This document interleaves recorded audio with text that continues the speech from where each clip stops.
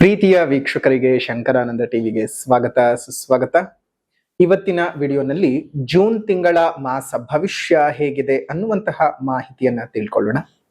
ಅದಕ್ಕಿಂತ ಮುಂಚಿತವಾಗಿ ಯಾರಾದ್ರೂ ಶಂಕರಾನಂದ ಟಿವಿ ಯೂಟ್ಯೂಬ್ ವಾಹಿನಿಯನ್ನ ಸಬ್ಸ್ಕ್ರೈಬ್ ಮಾಡ್ಕೊಂಡಿಲ್ಲ ಅಂದ್ರೆ ಸಬ್ಸ್ಕ್ರೈಬ್ ಮಾಡ್ಕೊಳ್ಳಿ.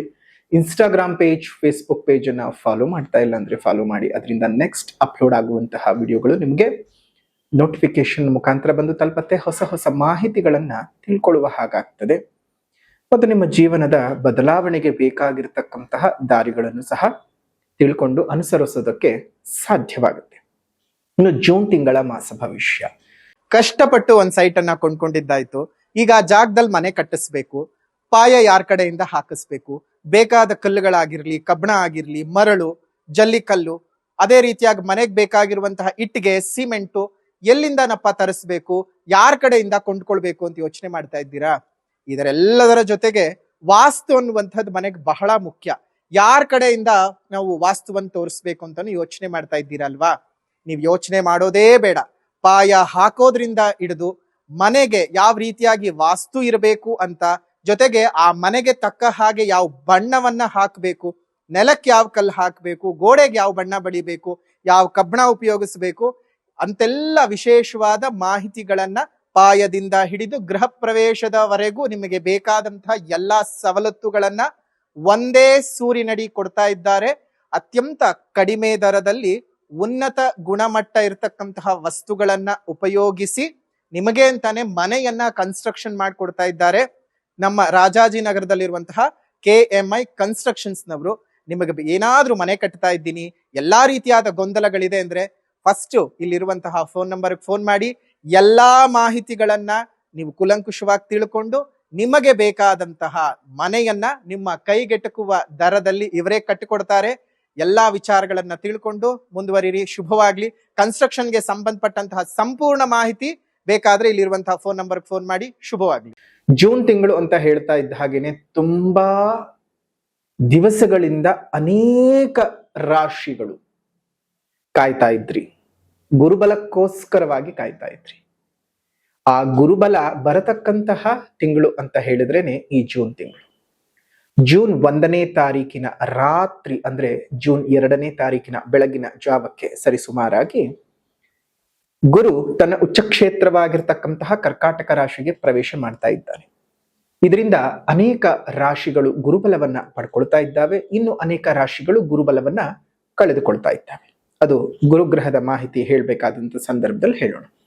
ಇನ್ನು 8ನೇ ತಾರೀಕು 6ನೇ ತಿಂಗಳು 2026ಕ್ಕೆ ಕಡಗರಾಶಿಗೆ ಶುಕ್ರ ಪ್ರವೇಶ ಮಾಡ್ತಾ ಇದ್ದಾನೆ ಮತ್ತು 15ನೇ ತಾರೀಕು 6ನೇ ತಿಂಗಳು 2026ಕ್ಕೆ ಮಿಥುನ ರಾಶಿಗೆ ಪ್ರವೇಶ ಮಾಡ್ತಾ ಇದ್ದಾನೆ ರವಿ.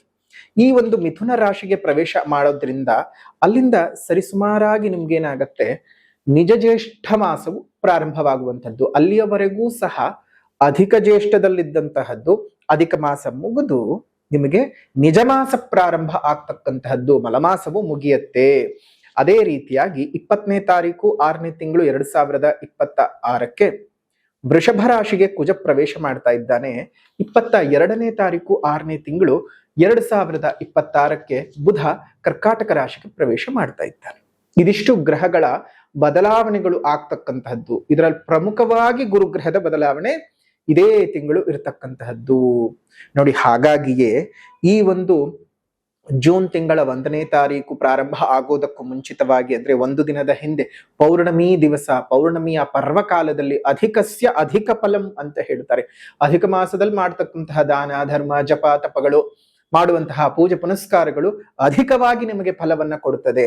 ಹಾಗಾಗಿಯೇ ಗುರು ಮಹಾಯಾಗವನ್ನ ಈ ಜೂನ್ ತಿಂಗಳಲ್ಲಿ ಏನು 1ನೇ ತಾರೀಕು ಬದಲಾವಣೆ ಆಗ್ತಾ ಇದೆ, ಆ ಚಂದ್ರನ ವೃದ್ಧಿಯಾಗಿ ಆ ಪೌರ್ಣಮಿಯ ಚಂದ್ರನ ಅಡಿಯಲ್ಲಿ ಮಾಡ್ತಕ್ಕಂತಹ ಗುರುಮಹಾಯಾಗದಲ್ಲಿ ನೀವು ಪಾಲ್ಗೊಂಡು ನಿಮ್ಮ ಬದುಕಿನಲ್ಲಿರ್ತಕ್ಕಂತಹ ಅನೇಕ ಕಷ್ಟ ನಷ್ಟಗಳನ್ನ ತೊಡೆದು ಹಾಕೊಳ್ಳಿ. ನಿಮ್ಮ ಜೀವನದಲ್ಲಿರುವಂತಹ ಅನೇಕ ಸಮಸ್ಯೆಗಳು, ಸಂತಾನದ ಸಮಸ್ಯೆಗಳಿರುವಂತಹದ್ದಿರಬಹುದು, ಅದೇ ರೀತಿಯಾಗಿ ಬೇರೆ ಬೇರೆ ರೀತಿಯಲ್ಲಿ ನಿಮ್ಮ ಬದುಕಿನಲ್ಲಿ ಸಂಕಷ್ಟಗಳು ಬರ್ತಾ ಇರುತ್ತೆ. ಮದುವೆ ಆಗ್ತಾ ಇರೋದಿಲ್ಲ, ಮಕ್ಕಳಾಗ್ತಾ ಇರೋದಿಲ್ಲ, ಮಕ್ಕಳಿಂದ ಸಮಸ್ಯೆಗಳನ್ನು ಅನುಭವಿಸ್ತಾ ಇರ್ತೀರಿ, ಅಥವಾ ನಿಮ್ಮ ಬದುಕಿನಲ್ಲಿ ಅಭಿವೃದ್ಧಿಯೇ ಇಲ್ಲದೆ ಇರುವ ಹಾಗೆ ಗುರುಬಲವನ್ನೇ ಕಳೆದುಕೊಂಡು ಬಿಟ್ಟಿರ್ತೀರಿ. ಆ ಗುರುಬಲವನ್ನ ಪಡ್ಕೊಳ್ಳುವಂತಹ ಸಲುವಾಗಿ ವಿಶೇಷವಾಗಿ ಮೇಷ, ವೃಷಭ, ಕಟಕ ಈ ರಾಶಿಯವರಿಗೆ ಸ್ವಲ್ಪ ಮಟ್ಟಕ್ಕೆ ಗುರು ಅನಾನುಕೂಲ ಸ್ಥಿತಿಯಲ್ಲಿದ್ರು ತುಂಬಾ ಕೆಡಕನ್ನೇನು ಮಾಡ್ಲಾರ, ಕೆಲವೊಮ್ಮೆ ತುಂಬಾ ಚೆನ್ನಾಗೂ ಆಗತ್ತೆ ತನ್ನ ದೃಷ್ಟಿ ಬಲಗಳಿಂದಾಗಿ. ಆದ್ರೆ ಶಾಂತಿ ಮಾಡಿಸ್ಕೊಂಡ್ರೆ ಒಳ್ಳೇದೆ, ಯಾಕಂದ್ರೆ ಕಳ್ಕೊಳ್ತಾ ಇದ್ದೀರಾ ಒಂದ್ ಹಂತಕ್ಕೆ. ಆದ್ರೆ ಶಾಂತಿ ಮಾಡಿಸ್ಕೊಳ್ಳಲೇಬೇಕಾಗಿರ್ತಕ್ಕಂತಹ ರಾಶಿಗಳು ಅಂತ ಹೇಳಿದ್ರೆ ಸಿಂಹ ಮತ್ತು ಕುಂಭ ರಾಶಿಗಳು. ಮೇಷ, ವೃಷಭ, ಕಟಕ ಮತ್ತು ಸಿಂಹ, ಕುಂಭ ರಾಶಿಗಳು ಮತ್ತು ಧನಸ್ಸು ರಾಶಿ ಇಷ್ಟು ರಾಶಿಗಳು ನೀವು ಗುರು ಶಾಂತಿಯಲ್ಲಿ ಪಾಲ್ಗೊಂಡು ಗುರುವಿನ ವಿಶೇಷವಾದಂತಹ ಅನುಗ್ರಹವನ್ನ ಪಡ್ಕೊಳ್ಳಿ. ಇದು ಜೂನ್ ತಿಂಗಳ ಮಾಸ ಭವಿಷ್ಯ. ಆದ್ರೂ ಮೇ ತಿಂಗಳ 31ನೇ ತಾರೀಕಿನಂದು ನಡೀತಾ ಇರತಕ್ಕಂಥದ್ದು, ಯಾಕಂದ್ರೆ ತುಂಬಾನೇ ಮುಂಚಿತವಾಗಿಯೇ ವಿಡಿಯೋಗಳನ್ನ ಅಪ್ಲೋಡ್ ಮಾಡ್ತೇವೆ. ಆ ಒಂದು ವಿಶೇಷವಾದಂತಹ ಸಂದರ್ಭದಲ್ಲಿ ಸಾರ್ವಜನಿಕವಾಗಿಯೂ ಎಲ್ಲರಿಗೂ ಒಳ್ಳೇದು ಆಗಬೇಕು ಅಂತ ಹೇಳಿ ಉಚಿತ ಕಣ್ಣಿನ ತಪಾಸಣೆಯ ಶಿಬಿರವನ್ನೂ ಸಹ ಆಯೋಜನೆ ಮಾಡಲಾಗಿದೆ. ಆಸಕ್ತರು ಕೇವಲ ಯಾಗಕ್ಕೆ ಮಾತ್ರ ಬರೋದಲ್ಲ, ನಿಮಗೆ ವಿಶೇಷವಾಗಿ ಕಣ್ಣಿನ ಆರೋಗ್ಯಕ್ಕೆ ಸಂಬಂಧಪಟ್ಟಂತಹ ತೊಂದರೆಯಿಂದ ಬಳಲ್ತಾ ಇದ್ರೆ ಉಚಿತವಾಗಿ ಕಣ್ಣಿನ ತಪಾಸಣೆಯ ಶಿಬಿರವನ್ನ ನಮ್ಮ ಆಶ್ರಮದಲ್ಲಿ ಏರ್ಪಡಿಸಲಾಗುತ್ತೆ. ಹಾಗಾಗಿ ತಾವೆಲ್ಲರೂ ಸಹ ಬಂದು ಆ ಉಚಿತ ಕಣ್ಣಿನ ತಪಾಸಣೆಯ ಶಿಬಿರದಲ್ಲಿ ಪಾಲ್ಗೊಳ್ಳಬಹುದು. ಜೊತೆಗೆ ಗುರುಮಹಾಯಾಗದಲ್ಲೂ ಸಹ ಪಾಲ್ಗೊಳ್ಳಬಹುದು. ಗುರುಮಹಾಯಾಗದ ಶುಲ್ಕವು ಮಾಡಿಸುವಂತಹವರಿಗೆ 800 ರೂಪಾಯಿಗಳಿರುತ್ತೆ. ಅದರಲ್ಲಿ ಬೃಹಸ್ಪತಿ ಕವಚ ಮತ್ತು ಅಕ್ಷತ ಪ್ರಸಾದ ಎರಡೂ ಸಹ ಸೇರಿರುತ್ತೆ. ಹಾಗಾಗಿ ಆ ಬೃಹಸ್ಪತಿ ಕವಚವನ್ನ ದೇಹದಲ್ಲಿ ಧರಿಸ್ಕೊಳ್ಬೇಕು. ಅದೇ ರೀತಿಯಾಗಿ ಅಕ್ಷತ ಪ್ರಸಾದವನ್ನ 2 ಭಾಗಗಳನ್ನಾಗಿ ಮಾಡಿ ಒಂದನ್ನ ನಿಮ್ಮ ದೇವರ ಮನೆಯಲ್ಲೂ ಇನ್ನೊಂದನ್ನ ನಿಮ್ಮ ಪಾಕೆಟ್ ನಲ್ಲೂ ಇಟ್ಕೊಂಡು ಇರೋದ್ರಿಂದ ಅನೇಕ ರೀತಿಯಾದಂತಹ ಗುರುವಿನ ಅನುಗ್ರಹದ ಸಿದ್ಧಿ ಆಗ್ತದೆ. ತಮ್ಮೆಲ್ಲರಿಗೂ ಸಹ ಶುಭವಾಗ್ಲಿ, ಮಂಗಳವಾಗ್ಲಿ. ಇದು ಈ ತಿಂಗಳ ಮಾಸ ಭವಿಷ್ಯದ ವಿಶೇಷತೆಗಳು ಮತ್ತು ವಿಶೇಷ ದಿನಗಳು. ಇದೇ ತಿಂಗಳ 29ನೇ ತಾರೀಕು 6ನೇ ತಿಂಗಳು 2026ಕ್ಕೆ ಭೂಮಿ ಪೌರ್ಣಮಿ ಅಥವಾ ಅದನ್ನ ಖಾರ ಹುಣ್ಣಿಮೆ ಅಂತಾನೂ ಸಹ ಕರೀತಾರೆ. ನಮ್ಮ ಉತ್ತರ ಕರ್ನಾಟಕದ ಭಾಗದಲ್ಲಿ ವಿಶೇಷವಾದಂತಹ ಆಚರಣೆ, ಅದರಲ್ಲೂ ಯಲ್ಲಮ್ಮನ ಗುಡ್ಡದಲ್ಲಂತೂ ತುಂಬಾ ಚೆನ್ನಾಗಿರೋ ವಿಜೃಂಭಣೆಯಿಂದ ಆಚರಣೆ ಇದು ನಡೆಯುತ್ತೆ. ಎಲ್ಲರಿಗೂ ಸಹ ಒಳ್ಳೇದಾಗ್ಲಿ. ಇನ್ನು ಮಾಸ ಭವಿಷ್ಯದ ಕಡೆಗೆ ಗಮನ ಹರಿಸೋಣ. ಕರ್ಕಾಟಕ ರಾಶಿ ನೋಡಿ, ಕರ್ಕಾಟಕ ರಾಶಿನಲ್ಲಿ ಹುಟ್ಟಿರ್ತಕ್ಕಂಥವರಿಗೆ ಗ್ರಹ ಸ್ಥಿತಿಗಳು ಯಾವ್ಯಾವ ರೀತಿನಲ್ಲಿ ಇದೆ ಅಂತ ಹೇಳಿದ್ರೆ, ನಿಮ್ಮ ಜನ್ಮರಾಶಿಯಲ್ಲೇ ಮೊದಲನೇ ದಿವಸದಿಂದಾನೇ ಅದೃಷ್ಟ. 12 ವರ್ಷಗಳ ನಂತರ ಗುರು ನಿಮ್ಮ ರಾಶಿಗೆ ಪ್ರವೇಶ ಮಾಡ್ತಾ ಇದ್ದಾನೆ. ಅದು ಉಚ್ಚ ಕ್ಷೇತ್ರಕ್ಕೆ ಪ್ರವೇಶ ಮಾಡ್ತಾ ಇದ್ದಾನೆ. ಯಮುನೆಯನ್ನ ಪುಷ್ಕರ ಮಾಡ್ತಾ ಇದ್ದಾನೆ. ಯಮುನಾ ತೀರ್ಥ ಸ್ನಾನ ಮಾಡಿ ಸಾಧ್ಯವಾಗದಿದ್ದಂಥವ್ರು ನಮ್ಮ ಆಶ್ರಮಕ್ಕೆ ಬನ್ನಿ. 31ನೇ ತಾರೀಕು ಮೇ ನಿಮ್ಗೆ ಉಚಿತವಾಗಿಯೇ ಯಮುನಾ ತೀರ್ಥವನ್ನು ಕೊಡ್ತೀವಿ. ಪುಷ್ಕರ ಸ್ನಾನ ವಿಧಿಯನ್ನು ಹೇಳ್ಕೊಡ್ತೀವಿ. ಅದನ್ನ ನೀವು ಮಾಡ್ಕೋಬಹುದು. ಅದೇ ರೀತಿಯಾಗಿ ನಿಮ್ಮ ಗುರುವು ಸಹ, ಗುರು ನಿಮ್ಮ ರಾಶಿಯಲ್ಲಿ ಸಂಚಾರ ಮಾಡ್ತಾ ಇದ್ದಾನೆ. ಶುಕ್ರನು ಸಹ ಅಲ್ಲಿ ಸಂಚಾರ ಮಾಡ್ತಾ ಇರುವಂತದ್ದು. ಬುಧ ವ್ಯಯ ಮತ್ತು ನಿಮ್ಮ ರಾಶಿಯಲ್ಲಿ ಸಂಚಾರ ಮಾಡ್ತಾ ಇದ್ದಾನೆ. ದ್ವಿತೀಯದಲ್ಲಿ ಕೇತುವಿನ ಸಂಚಾರ, ಅಷ್ಟಮದಲ್ಲಿ ರಾಹು, ನವಮದಲ್ಲಿ ಶನಿಯು, ಅದೇ ರೀತಿಯಾಗಿ 11ರಲ್ಲಿ ಕುಜ, 10 ಮತ್ತು 11ರಲ್ಲಿ ಕುಜನ ಸಂಚಾರವಿದೆ. ನಿಮ್ಮ ರಾಶಿಗೆ ಒಂದ್ ಹಂತಕ್ಕೆ ಇಬ್ಬಿಬ್ಬರು ವೈರಿಗಳು, ಬದ್ಧ ವೈರಿಗಳು ಕೂತಿದ್ದಾರೆ. ಗುರು ಮತ್ತು ಶುಕ್ರರು ಇಬ್ರು ಹತ್ರನು ಏನ್ ಸಾಮಾನ್ಯ ಅಲ್ಲ. ಇಬ್ರು ಬಹಳ ಬಹಳ ಬಹಳ ಬಲಾಢ್ಯರೇ ನಿಮ್ಮ ರಾಶಿಯಲ್ಲೇ. ಆದ್ರೆ ಗುರುಗೆ ತುಂಬಾ ಉಚ್ಚ ಕ್ಷೇತ್ರ ಆಗಿರೋದ್ರಿಂದ ನಿಮ್ಗೆ ಒಂದ್ ಹಂತ ಶುಭ ಜಾಸ್ತಿ ಅಂತಾನೆ ಹೇಳೋದಕ್ಕೆ ಸಾಧ್ಯವಾಗುತ್ತೆ. ಆದ್ರೆ ಜನ್ಮಗುರು ನರೋ ದುಃಖ, ಜನ್ಮದಲ್ಲಿ ಗುರುವಿದ್ದಾಗ ಬಹಳ ದುಃಖಗಳನ್ನು ಕೊಡ್ತಾನೆ, ಯಾತನೆಗಳನ್ನು ಕೊಡ್ತಾನೆ.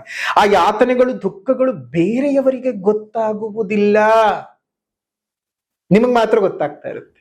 ಎಷ್ಟೊಂದು ಜನಕ್ಕೆ ಇವಾಗ ನೋಡಿ, ದೊಡ್ಡ ದೊಡ್ಡ ಸೆಲೆಬ್ರಿಟೀಸ್ಗಳಾಗಿರಬಹುದು ಅಥವಾ ನಟಿಯರು, ನಟರು ಅಥವಾ ದೊಡ್ಡ ದೊಡ್ಡ ಸ್ಥಾನದಲ್ಲಿರ್ತಕ್ಕಂಥವರು ಸಣ್ಣ ಸಣ್ಣ ವಿಚಾರಗಳಿಗೆ ಆತ್ಮಹತ್ಯೆಗಳನ್ನು ಮಾಡ್ಕೊಂಡಿರ್ತಾರೆ. ಅವ್ರ ಪ್ರಾಣವನ್ನ ಕಳ್ಕೊಂಡ್ಬಿಟ್ಟಿರ್ತಾರೆ. ಅದೇ ರೀತಿಯಾಗಿ ಪ್ರಾಣ ತೆಗೆದುಕೊಳ್ಳುವ ಧೈರ್ಯವನ್ನು ಸಹ ಕೆಲವೊಬ್ರು ಮಾಡಿರ್ತಾರೆ. ಆದ್ರೆ ಅದರಲ್ಲಿ ಸಕ್ಸಸ್ ಕಂಡಿರೋದಿಲ್ಲ. ಎಷ್ಟೋ ಜನ ಕಮಿಟ್ ಮಾಡ್ಕೊಳ್ತಾರೆ, ಸುಸೈಡ್ ಕಮಿಟ್ ಮಾಡ್ಕೊಳ್ತಾರೆ. ಅದೆಲ್ಲ ತುಂಬಾ ತಪ್ಪು. ಆದ್ರೆ ಹೊರಗಡೆಯಿಂದ ನಾವು ಅವರನ್ನ ನೋಡ್ತಾ ಇದ್ದಾಗ ಏನನ್ಸುತ್ತೆ, ಅವ್ರು ನಮಗ್ ರೋಲ್ ಮಾಡೆಲ್, ಇವ್ರು ನಮಗ್ ರೋಲ್ ಮಾಡೆಲ್. ದಯವಿಟ್ಟು ಅರ್ಥ ಮಾಡ್ಕೊಳ್ಳಿ, ಯಾರನ್ನೂ ರೋಲ್ ಮಾಡೆಲ್ಗಳಾಗಿ ತಗೊಳಕ್ ಹೋಗ್ಲೇಬೇಡಿ. ನಿಮಗ್ ನೀವ್ ರೋಲ್ ಮಾಡೆಲ್ಗಳಾಗಿ, ನಿಮ್ಮ ಚಿತ್ತ, ನಿಮ್ಮ ಮನಸ್ಸು, ಅದನ್ನ ಆಲೋಚನೆ ಮಾಡಿ. ಅದನ್ ಬಿಟ್ಟು ಯಾವುದೋ ಒಂದು ನಟಿ, ಯಾವುದೋ ಒಬ್ಬ ನಟ, ಏನು ಪ್ರಯೋಜನವಿಲ್ಲ. ನಿಜವಾಗ್ಲೂ ನಿಮಗೆ ಉತ್ತೇಜನನ ಒಬ್ಬ ರೈತನನ್ನ ನೋಡಿ ಉತ್ತೇಜನ ತಕ್ಕೊಳ್ಳಿ, ಒಬ್ಬ ದೇಶ ಕಾಯೋ ಯೋಧನನ್ನ ನೋಡಿ ಅವನಿಂದ ನೀವು ಇನ್ಸ್ಪೈರ್ ಆಗಿ. ಆಕ್ಟರ್ಗಳಿಂದ ಅಲ್ಲ, ಆಕ್ಟ್ರೆಸ್ಗಳಿಂದ ಅಲ್ಲ, ಅವರ ಆಕ್ಟಿಂಗ್ ಇಂದ ನೀವು ಇನ್ಸ್ಪೈರ್ ಆಗಬೇಡಿ. ಆ ಆಕ್ಟಿಂಗ್ ಅನ್ನ ಉಪಯೋಗಿಸಿಕೊಂಡು ಅವರು ಅವರ ವೈಯಕ್ತಿಕ ಜೀವನದಲ್ಲಿ ಏನ್ ಸಾಧನೆ ಮಾಡ್ತಾ ಇದ್ದಾರೆ, ಸಮಾಜಕ್ಕೆ ಎಷ್ಟು ನೆರವಾಗಿದ್ದಾರೆ, ಅದನ್ನ ಇನ್ಸ್ಪೈರ್ ಆಗಿ ತಗೊಳ್ಳಿ. ಅವ್ರ ಸಿನಿಮಾನೆಲ್ಲ ಇನ್ಸ್ಪೈರ್ ಆಗಿ ತಗೋಬೇಕಾಗಿರೋದು ಅವರ ಪರ್ಸನಲ್ ಲೈಫ್ ನಲ್ಲಿ ಅವರು ಎಂತಹ ಜೀವನವನ್ನ ಅವರು ನಡೆಸ್ತಾ ಇದ್ದಾರೆ ಅದರ ನೀವು ಇನ್ಸ್ಪೈರ್ ಆಗಿ. ಅದ್ಯಾವುದೋ ನಟ ಎಷ್ಟೋ ಕೆರೆಗಳನ್ನ ಉದ್ಧರಿಸಿದ, ಎಷ್ಟೋ ಗ್ರಾಮಗಳಿಗೆ ಕುಡಿಯೋ ನೀರಿನ ಸೌಕರ್ಯ ಕೊಟ್ಟ. ಇನ್ಯಾವುದೋ ನಟ ಪ್ರಾಣಿಗಳನ್ನ ಉಳಿಸಿ, ಪ್ರಾಣಿಗಳನ್ನ ದತ್ತಕ್ಕೆ ತಗೊಳ್ಳಿ ಅಂತ ಹೇಳ್ದ. ಅಂತಹ ವಿಚಾರಧಾರೆಗಳಿಂದ ಇನ್ಸ್ಪೈರ್ ಆಗ್ಬೇಕು. ಅದು ಯಾವುದೋ ಸಿನಿಮಾ ಅಷ್ಟು ದೊಡ್ಡದು ಹಾಕ್ಲಿ, ಅದೆಲ್ಲ. ಅದರಿಂದ ವೈಯಕ್ತಿಕ ಬದುಕು ಬದಲಾವಣೆ ಸಾಧ್ಯ. ವೈಯಕ್ತಿಕ ಬದುಕನ್ನು ನೋಡೋದನ್ನ ಕಲ್ತ್ಕೊಳ್ಳಿ. ಇನ್ ಕರ್ಕಾಟಕ ರಾಶಿಯವರಿಗೆ ಈ ತಿಂಗಳು ಒಂದ್ ಸ್ವಲ್ಪ ಖರ್ಚು ಜಾಸ್ತಿ ಆಗ್ತದೆ. ಹಣಕಾಸು ಅದೇ ರೀತಿಯಾಗಿ ಒಳಗಡೆ ಹರಿದು ಬರತಕ್ಕಂಥದ್ದು. ಆರ್ಥಿಕ ಪರಿಸ್ಥಿತಿ ಬಹಳ ಸುಧಾರಣೆ ಕಾಣುವಂಥದ್ದು. ಅದೇ ರೀತಿಯಾಗಿ ನಿಮ್ಗೆ ಸ್ವಲ್ಪ ವಾದ ವಿವಾದಗಳು ಎದುರಾಗಬಹುದು. ಹೆಚ್ಚಿಗೆ ಯಾರ ಹತ್ರನೂ ಮಾತಾಡೋದಕ್ಕೆ ಹೋಗ್ಬೇಡಿ. ನಿಮ್ಮ ನಿರ್ಣಯಗಳೇನಿದ್ದಾವೆ ಅದನ್ನ ವೈಯಕ್ತಿಕವಾಗಿ ನೀವಿಟ್ಕೊಂಡು ಯಾರ ಹತ್ರನೂ ಏನೂ ಚರ್ಚೆ ಮಾಡದ ಹಾಗೆ ನಿಮ್ಮ ಮನಸ್ಸಿನಲ್ಲಿ ಇಟ್ಕೊಳ್ತಾ ನೀವು ಹೋಗ್ಬೇಕು. ಜೊತೆಗೆ ವ್ಯಾಪಾರ ವ್ಯವಹಾರಗಳು ಬಹಳ ಸುಗಮವಾಗಿ ಚೆನ್ನಾಗಿ ಸಾಗುತ್ತವೆ. ಕೈಗೊಂಡಂತಹ ಕೆಲಸ ಕಾರ್ಯಗಳಲ್ಲಿ ಆಗಾಗ ಸಣ್ಣ ಪುಟ್ಟ ಏರಿಳಿತಗಳು ಬರುವಂತಹದ್ದು. ಕೋರ್ಟ್ ಕಚೇರಿ ವ್ಯಾಜ್ಯಗಳು ಯಾವುದೇ ಕಾರಣಕ್ಕೂ ನಿಮ್ಗೆ ಮುಗಿಯೋದಿಲ್ಲ, ಮುಂದಕ್ಕೆ ಹೋಗ್ತಕ್ಕಂಥದ್ದು. ಆದ್ರೆ ಅದ್ ನಿಮ್ಗೆ ತುಂಬಾನೇ ಚೆನ್ನಾಗಾಗತ್ತೆ, ಏನ್ ತೊಂದ್ರೆ, ಏನ್ ಯೋಚನೆ ಮಾಡ್ಬೇಕಾದಂತ ಅವಶ್ಯಕತೆ ಇಲ್ಲ. ಧನಸ್ಥಾನದಲ್ಲಿ ಕೇತು ಇರೋದ್ರಿಂದಾಗಿ ಆ ಧನಾಧಿಪತಿಯು ನಿಮಗೆ ವ್ಯಯದಲ್ಲಿ ಸಂಚಾರವನ್ನು ಮಾಡ್ತಾ ಇದ್ದಾನೆ. ಸೊ ಹಾಗಾಗಿ ಎಷ್ಟೇ ದುಡ್ಡು ಬಂದ್ರೂ ದುಡ್ಡು ಬರೋ ಹಾಗಾಗ್ತದೆ, ಆದ್ರೆ ಉಳಿಸ್ಕೊಳ್ಳೋದಕ್ ಸಾಧ್ಯ ಆಗಲ್ಲ. ಏನ್ ತೊಂದರೆ ಇಲ್ಲ, ಕೂಡಿಟ್ಕೊಂಡು ಏನು ಮಾಡೋದಕ್ಕಾಗಲ್ಲ. ಬಚ್ಚಿಟ್ಟಿದ್ದು ಪರರಿಗೇನೆ ಯಾವತ್ತೇ ಆಗ್ಲಿ. ಸೊ ಹಾಗಾಗಿ ಬಚ್ಚಿಟ್ಕೊಂಡು ತಿನ್ಬೇಕು. ಯಾವಾಗ? ಕಮ್ಮಿ ಇದ್ದಾಗ, ಹೆಚ್ಚಿಗೆ ಇದ್ದಾಗ ಕೊಟ್ಟು ನೋಡಿ, ಕಡಿಮೆಯಾದಾಗ ಬಚ್ಚಿಟ್ಕೊಳ್ಳಿ. ಅದೇ ಅಲ್ವಾ ಜೀವನ. ಸ್ವಲ್ಪ ಮಟ್ಟಕ್ಕೆ ಜಾಗೃತಿಯಾಗಿ ಬದುಕಿ. ಅಷ್ಟಮ ರಾಹುವಿನ ಪ್ರಭಾವ, ಸಣ್ಣ ಪುಟ್ಟ ಅನಾರೋಗ್ಯಗಳು ಉಂಟಾಗಬಹುದು. ಅದೇ ರೀತಿಯಾಗಿ ಕೌಟುಂಬಿಕ ಜೀವನದಲ್ಲಿದ್ದಂತಹ ಅನೇಕ ಏರಿಳಿತಗಳು ದೂರವಾಗ್ತದೆ. ಶಾಂತಿ ಅನ್ನುವಂತಹದ್ದು ನೆಲೆಸುತ್ತೆ. ನೂತನ ವಿವಾಹ ಕೆಲಸ ಕಾರ್ಯಗಳಿಗೆ ಬಹಳ ಚೆನ್ನಾಗಿರ್ತಕ್ಕಂತಹ ಸುಸಂದರ್ಭ ಈ ಒಂದು ಕರ್ಕಾಟಕ ರಾಶಿನಲ್ಲಿ ಹುಟ್ಟಿರ್ತಕ್ಕಂಥವ್ರಿಗೆ ತುಂಬಾ ಚೆನ್ನಾಗಿರುವಂತಹ ವೈಭವವಿದೆ. ಒಳ್ಳೆ ರೀತಿಯಾದ ಬೆಳವಣಿಗೆ. ಅರ್ಥಾತ್ ಜೂನ್ ತಿಂಗಳಲ್ಲಿ ಈ ಒಂದು ಕರ್ಕಾಟಕ ರಾಶಿಯವರಿಗೆ ಮಿಶ್ರ ಫಲಗಳು ಇರತಕ್ಕಂತಹದ್ದು. ಈ ಮಿಶ್ರ ಫಲಗಳು ಇರೋದ್ರಿಂದ ನಿಮಗೆ ಒಂದು ಹಂತಕ್ಕೆ ಗುರುವಿನ ಸಂಪೂರ್ಣಾನುಗ್ರಹ ಅಲ್ಲದೆ ಇದ್ದರೂ ಒಂದಷ್ಟು ಅನುಗ್ರಹ ಪಡ್ಕೊಂಡಾಗೆ ಇದೆ. ಶನಿಯ ಈ ಒಂದು ಸಮಸ್ಯೆಯನ್ನ ಬಗೆಹರಿಸ್ಕೊಳ್ಳಿ. ಶನಿ ಭಾಗ್ಯಸ್ಥಾನದಲ್ಲಿರೋದ್ರಿಂದ ಭಾಗ್ಯೋದಯಗಳು ಸಾಧಾರಣ ಮಟ್ಟದಲ್ಲಿ ಕುಂಠಿತವಾಗಬಹುದು, ನಿಧಾನವಾಗಿ ಆಗಬಹುದು. ಹಾಗಾಗಿ ಜುಲೈ 12ನೇ ತಾರೀಖರ ಶನಿ ಮಹಾಯಾಗದಲ್ಲಿ ಬಂದು ಪಾಲ್ಗೊಳ್ಳಿ. ಶನಿ ಮಹಾಯಾಗದ ವಿವರಗಳು ಈ ರೀತಿಯಾಗಿದೆ. ಜುಲೈ 12ನೇ ತಾರೀಕು ಭಾನುವಾರದ ದಿವಸ ವಿಶೇಷವಾದಂತಹ ಮೂರ್ತಿಯನ್ನ ನಾವು ತಯಾರು ಮಾಡ್ತಾ ಇದ್ದೇವೆ. ವಿಶ್ವದಲ್ಲೇ ಎಲ್ಲೂ ಇಲ್ಲದಂತಹ, ಕಂಡು ಕೇಳರಿಯದೇ ಇರ್ತಕ್ಕಂತಹ ವಿಶೇಷವಾದಂತಹ ಹನುಮ ಸಮೇತ ಶನಿದೇವರ ವಿಗ್ರಹವನ್ನ ಏಕಶಿಲೆಯಲ್ಲಿ ಮಾಡಿಸ್ತಾ ಇದ್ದೇವೆ. ಒಂದೇ ಕಲ್ಲಿನಲ್ಲಿ ಮುಂಭಾಗದಲ್ಲಿ ಹನುಮದೇವರು, ಹಿಂಭಾಗದಲ್ಲಿ ಶನಿದೇವರು ಇರ್ತಕ್ಕಂತಹ ಏಕಶಿಲಾ ಮೂರ್ತಿ ಪ್ರಪಂಚದಲ್ಲಿಯೇ ಎಲ್ಲೂ ಇಲ್ಲದ್ದು. ವಿಶೇಷವಾಗಿ ಹನುಮದೇವರ ಆ ಕೃಪಾಶೀರ್ವಾದದಿಂದ ಗೋಚರವಾಗಿ ಈ ರೀತಿಯಾಗಿ ಮೂರ್ತಿ ಮಾಡಬೇಕು ಅಂತ ಆ ಚಿತ್ತಿಗೆ, ಜ್ಞಾನಕ್ಕೆ ಆದೇಶ ಕೊಟ್ಟಿರುವುದರಿಂದಾಗಿ ಮಾಡ್ತಾ ಇದ್ದೇವೆ.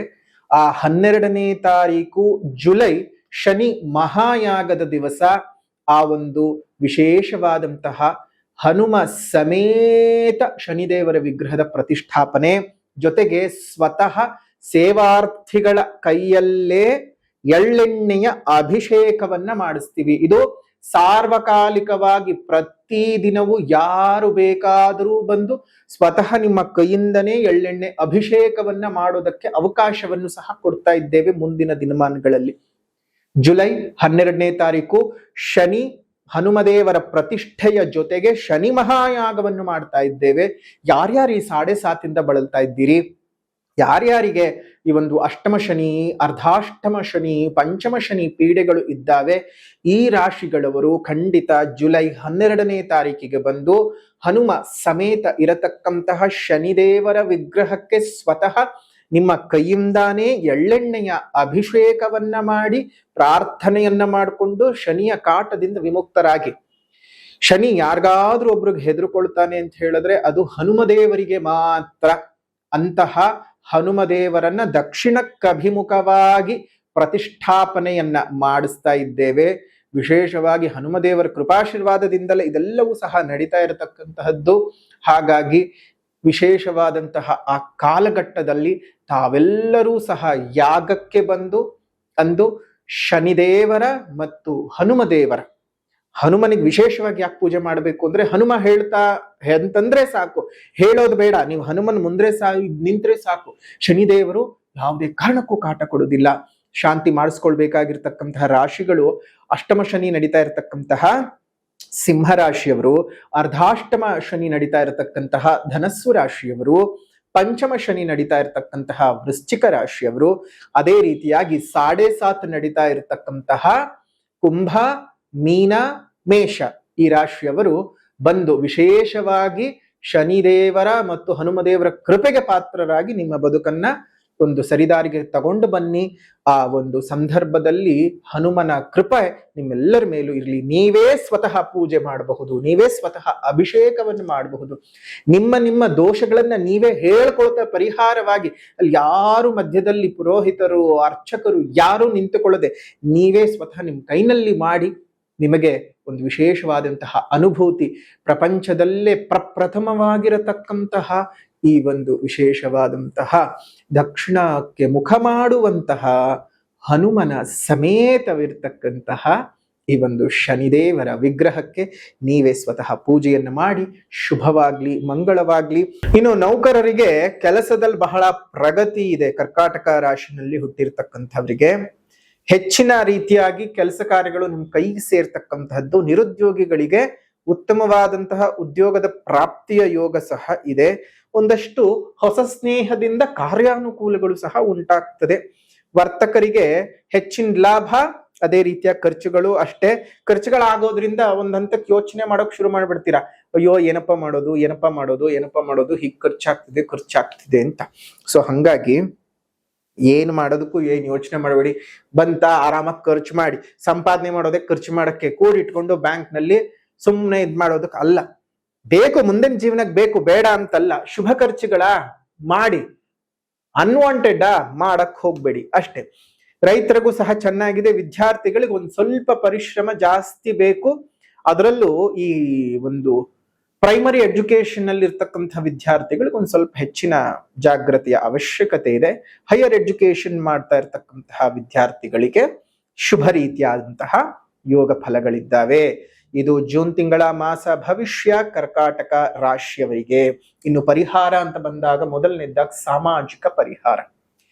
ಸಾಮಾಜಿಕ ಪರಿಹಾರ ಅಂತ ಬಂದಾಗ ಮೊದಲನೇದಾಗಿ ಪ್ರಕೃತಿಯನ್ನುಳಿಸಿ, ಪ್ರಕೃತಿಯನ್ನು ಬೆಳೆಸಿ, ಇನ್ನಿತರ ಜೀವ ಜಂತುಗಳಿಗೆ ಒಂದಿಷ್ಟು ಆಸರೆಯಾಗಿರಿ. ಮುಂದಿನ ಪೀಳಿಗೆ ಚೆನ್ನಾಗಿರ್ಬೇಕು ಅಂತ ಹೇಳಿದ್ರೆ ಹಸಿರನ್ನು ಉಳಿಸ್ಕೊಳ್ಳೇಬೇಕು. ಹಸಿರನ್ನು ಉಳಿಸ್ಕೊಳ್ಳೋದ್ರ ಬಗ್ಗೆ ಜಾಗೃತಿಯಾಗಿ ಪ್ರಾಣಿ ಪಕ್ಷಿಗಳ ಮೇಲೆ ಒಂದಿಷ್ಟು ಕನಿಕರವಿರಲಿ. ಇನ್ನು ಆಧ್ಯಾತ್ಮಿಕ ಪರಿಹಾರ ಅಂತ ಬಂದಾಗ ಭವಾನ್ಯಾಷ್ಟಕಂ ಸ್ತೋತ್ರವನ್ನ ಪ್ರತಿನಿತ್ಯ ಬೆಳಗ್ಗೆ ಸೂರ್ಯೋದಯದ ಕಾಲದಲ್ಲಿ ಪೂರ್ವಕ್ಕಭಿಮುಖವಾಗಿ ಕುಳಿತು 3 ಬಾರಿ ಭವಾನ್ಯಾಷ್ಟಕಂ ಸ್ತೋತ್ರದ ಪಠಣವನ್ನು ಮಾಡಿ. ಶುಭವಾಗ್ಲಿ, ನಿಮ್ ಜೀವನ ಚೆನ್ನಾಗಿರ್ಲಿ ಅಂತ ಹೇಳಿ ದೇವಿಯಲ್ಲಿ ಪ್ರಾರ್ಥನೆಯನ್ನು ಮಾಡ್ತಾ ತಮ್ಮೆಲ್ಲರಿಗೂ ಶುಭಾಶೀರ್ವಾದವನ್ನು ತಿಳಿಸ್ತಾ ಇದ್ದೇವೆ. ಶುಭವಾಗ್ಲಿ, ಮಂಗಳವಾಗ್ಲಿ. ಇದಾಗಿತ್ತು ಜೂನ್ ತಿಂಗಳ ಮಾಸ ಭವಿಷ್ಯ ಕರ್ಕಾಟಕ ರಾಶಿಯವರಿಗೆ ಹೇಗಿದೆ ಅಂತ ವಿಡಿಯೋ ಇಷ್ಟ ಆಗಿದ್ರೆ ಲೈಕ್ ಮಾಡಿ, ಶೇರ್ ಮಾಡಿ, ಕಮೆಂಟ್ ಮಾಡಿ. ಮತ್ತೊಂದು ವಿಡಿಯೋನಲ್ಲಿ ಭೇಟಿ ಮಾಡೋಣ. ಅಲ್ಲಿವರೆಗೂ ನಮಸ್ಕಾರ. ಲೋಕಾ ಸಮಸ್ತಾ ಸುಖಿನೋ ಭವಂತು, ಸಕಲ ಸನ್ಮಂಗಳಾನಿ ಭವಂತು, ಸರ್ವೇ ಜನಾಃ ಸುಖಿನೋ ಭವಂತು, ಸಮಸ್ತ ಸನ್ಮಂಗಳಾನಿ ಭವಂತು.